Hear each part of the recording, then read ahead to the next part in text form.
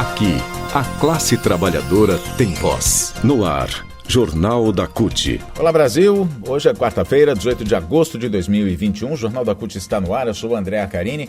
Os assuntos de hoje: hora extra do trabalhador poderá ter valor reduzido. Manifestações acontecem em todo o país nesta quarta-feira e ainda, pesquisa XP mostra intenções de voto para 2022. Rádio CUT. Aqui a classe trabalhadora tem voz. Se o Senado aprovar a MP 1045 da reforma trabalhista de Bolsonaro, o valor da hora extra de 11 categorias profissionais que têm regime diferenciado com 6 horas de trabalho diárias podem ficar menores.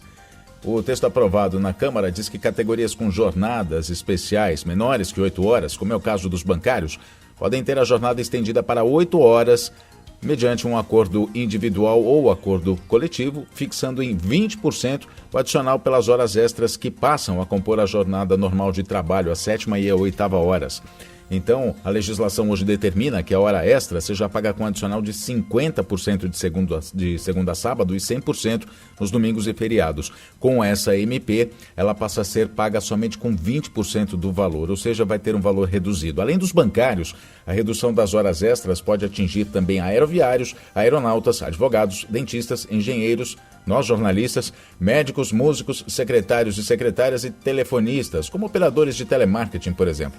O presidente nacional da CUT, Sérgio Nobre, foi taxativo ao enquadrar a decisão de reduzir o valor das horas extras como inconstitucional. Ele diz: absurdo, sem qualquer lógica, totalmente inconstitucional. E diz ainda que se essas categorias têm jornada reduzida por lei, as horas extras, as horas excedentes, devem ser pagas como horas extras, ou seja, com acréscimo dos 50%.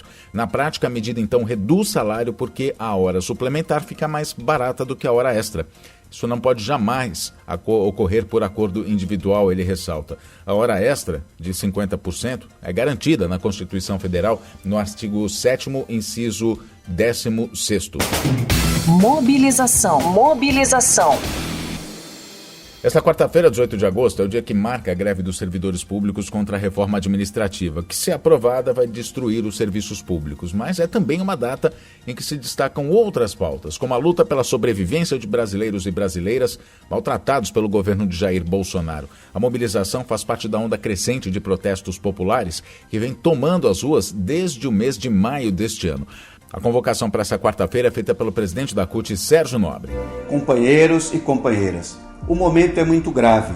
Hoje, 1/3 da população brasileira ou está desempregada ou está no desalento.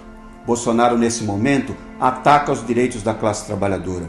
Ele recria o Ministério do Trabalho, não para dialogar com o movimento sindical ou para reparar direitos que foram retirados nos últimos anos. Muito ao contrário, ele quer trazer de volta a carteira verde e amarela, que é a carteira de trabalho sem direito nenhum.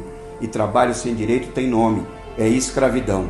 Bolsonaro ataca também os direitos dos servidores públicos. A PEC 32 nada mais é do que criar as condições para a contratação de forma precária no serviço público, com jornada parcial de trabalho e até com salário inferior ao salário mínimo. Bolsonaro ameaça entregar o patrimônio do povo brasileiro. Ele quer vender o sistema elétrico, ele quer vender a Petrobras, ele quer vender os Correios, o Banco do Brasil, a Caixa Econômica, que são instrumentos de desenvolvimento do nosso país. Por isso, toda a classe trabalhadora, em especial os servidores públicos, estão chamando uma grande mobilização para o dia 18. Dia 18 é dia de luta, é dia de paralisação, é dia de protesto. Então eu estou convocando aqui todos os segmentos da classe trabalhadora para que no dia 18 pare e proteste. E não esqueça a cobertura completa dos atos de hoje em todo o Brasil pelo dia 18 de agosto, Dia Nacional de Luta, em apoio à greve dos servidores e por outras pautas também, como auxílio emergencial, vacina já, contra a fome, contra a carestia, contra a inflação, né, contra o desemprego também. A cobertura completa você tem no portal da CUT, cut.org.br. Notícias. E aumenta o percentual de brasileiros que pretendem votar no ex-presidente Lula nas eleições de 2022. Também continua em alta o percentual daqueles que avaliam Jair Bolsonaro negativamente. É isso que constata a nova rodada da pesquisa XP e PESP, que foi divulgada nesta terça-feira. O ex-presidente Lula aparece com 40%, 2 pontos percentuais a mais do que na pesquisa anterior. Enquanto Bolsonaro tem 24% nessa pesquisa de agosto, são 2 pontos a menos, ou seja, caiu em relação à última sondagem. O petista também lidera o cenário alternativo em que João Dória, que tem 5% nessa pesquisa, é testado no lugar de Eduardo Leite, e em que são incluídos Datena, que fica com 5% também, e Rodrigo Pacheco, presidente do Senado, 1%. Nesse cenário não aparece o ex-juiz Sérgio Moro. Já a avaliação de Bolsonaro, segundo a pesquisa, continua em queda. 54% dos entrevistados consideraram o seu governo ruim ou péssimo, contra 52% no mês passado. Aumentou o número da rejeição. 23% atualmente consideram o governo bom ou ótimo, antes eram 25%. Caiu também o número de pessoas que acreditam que o governo é bom. E 63% dos entrevistados acham que a economia está no caminho errado. Esses são os assuntos de hoje, então, aqui no Jornal da CUT. Mais informações, notícias, o mundo do trabalho, mobilização, direitos, você tem no portal cut.org.br.